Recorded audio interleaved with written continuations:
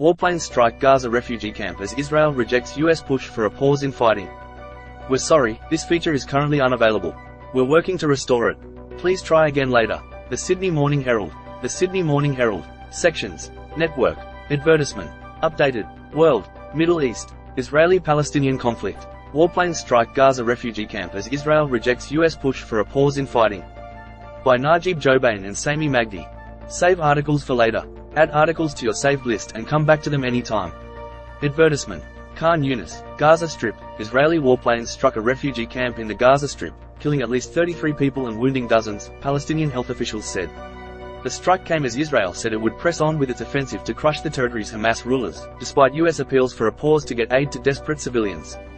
The soaring death toll in Gaza has sparked growing international anger, with tens of thousands from Washington to Berlin taking to the streets to demand an immediate ceasefire. Israeli forces flares light up the night sky in northern Gaza Strip. Credit at Israel has rejected the idea of halting its offensive, even for brief humanitarian pauses proposed by U.S. Secretary of State Antony Blinken during his current tour of the region. Instead, it said that the besieged enclave's Hamas rulers were encountering the full force of its troops. Anyone in Gaza City is risking their life, Israel's Minister of Defense Yoav Gallant said. Large columns of smoke rose as Israel's military said it had encircled Gaza City, the initial target of its offensive against Hamas. Gaza's health ministry has said more than 9,400 Palestinians have been killed in the territory in nearly a month of war, and that number is likely to rise as the assault continues.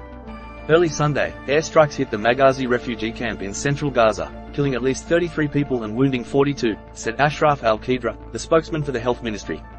Palestinians comfort a crying man after losing relatives under the rubble of a destroyed house following an Israeli airstrike in Gaza City. Credit at. He said first responders, aided by residents, were still searching the rubble for dead or possible survivors.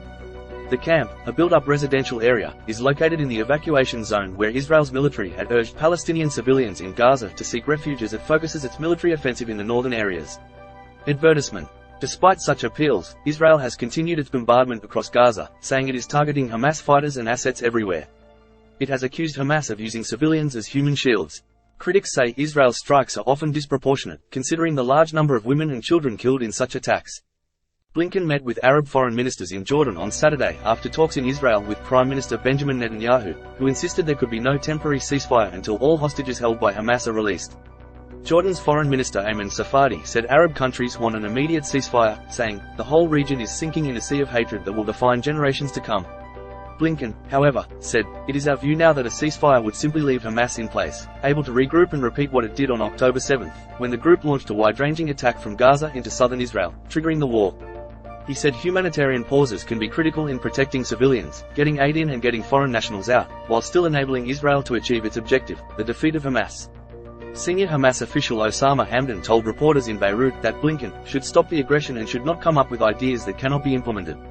The spokesman of the Hamas military wing, who goes by Abu Ubaidah, said in a speech that fighters had destroyed 24 Israeli vehicles and inflicted casualties in the past 2 days.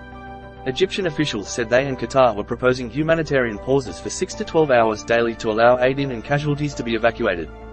They were also asking for Israel to release a number of women and elderly prisoners in exchange for hostages, suggestions Israel seemed unlikely to accept. They spoke on condition of anonymity because they were not authorized to brief the press on the discussions. Israel has repeatedly demanded that northern Gaza's 1.1 million residents flee south, and on Saturday it offered a 3-hour window for residents to do so. An Associated Press journalist on the road, however, saw nobody coming. The head of the government media office in Gaza, Salama Maroof, said no one went south because the Israeli military had damaged the road. Israel asserted that Hamas exploited the window to move south and attack its forces. There was no immediate Hamas comment on that claim, which was impossible to verify. U.S. Secretary of State Antony Blinken, left, holds a joint press conference with Jordan's Foreign Minister Ayman Safadi, center, and Egypt's Foreign Minister Sameh Shoukry. Credit, Getty. Some Palestinians said they didn't flee because they feared Israeli bombardment. We don't trust them, said Mohammed Abed, who sheltered with his wife and children on the grounds of Al-Shifa Hospital, one of thousands of Palestinians seeking safety at medical centers in the north. Swaths of residential neighborhoods in northern Gaza have been leveled in airstrikes. UN monitors say more than half of northern Gaza's remaining residents, estimated at around 300,000, are sheltering in UN-run facilities. But deadly Israeli strikes have also repeatedly hit and damaged those shelters. The UN Agency for Palestinian Refugees has said it has lost contact with many in the north.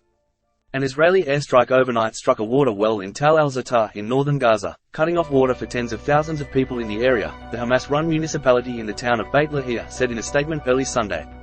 Children look at photographs of kidnapped Israelis during a rally joined by hundreds in solidarity with Israel and those held hostage in Gaza, in Bucharest, Romania. Credit, app photo, Vadim Girda. At least 11-15 Palestinian dual nationals and wounded have exited Gaza into Egypt, but on Saturday authorities in Gaza didn't allow foreign passport holders to leave because Israel was preventing the evacuation of Palestinian patients for treatment in Egypt, said Wael Abu Omar, a spokesman for the Palestinian Crossings Authority. The UN said about 1.5 million people in Gaza, or 70% of the population, have fled their homes. Food, water and the fuel needed for generators that power hospitals and other facilities are running out. Thousands of Israelis protested outside Netanyahu's official residence in Jerusalem, urging him to resign and calling for the return of roughly 240 hostages held by Hamas. Netanyahu has refused to take responsibility for the October 7 attack in southern Israel that killed more than 1,400 people. I find it difficult to understand why trucks with humanitarian aid are going to monsters, said Ella Ben-Ami, whose parents were abducted. She called for aid to be halted until the hostages were released. Air raid sirens sounded Saturday evening in southern Israel as Hamas launched rockets into Ashkelon. Rocket fire has continued in the area throughout the conflict, forcing tens of thousands of people to evacuate their homes. Among the Palestinians killed in Gaza are more than 3,900 Palestinian children, the Gaza Health Ministry said, without providing a breakdown of civilians and fighters. The Israeli military said 4 more soldiers have died during the Gaza ground operation, bringing the confirmed death toll to 28. App. Get a note directly from our foreign correspondents on what's making headlines around the world. Sign up for our weekly What in the World newsletter. Israeli-Palestinian conflict. Hamas. Israel. The Palestinian territories. Most viewed in world. From our partners. Advertisement. The Sydney Morning Herald. Twitter. Facebook. Instagram. RSS. Copyright 2023.